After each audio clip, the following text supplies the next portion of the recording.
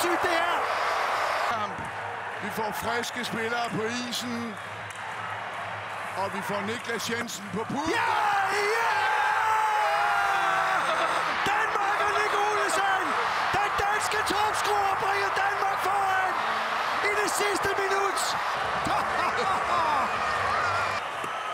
Og sådan! Danmark gør det! Danmark slår Canada ud af VM!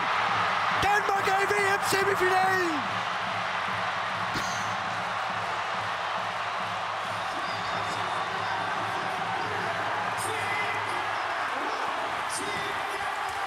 Der har han set the kids.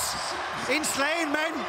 Olaf, kan vi finde ord for det her? Ja, det er umuligt at beskrive. Vi snakker om inden af en 7. plads var Danmarks bedste VM-placering nogensinde. Nu er Danmark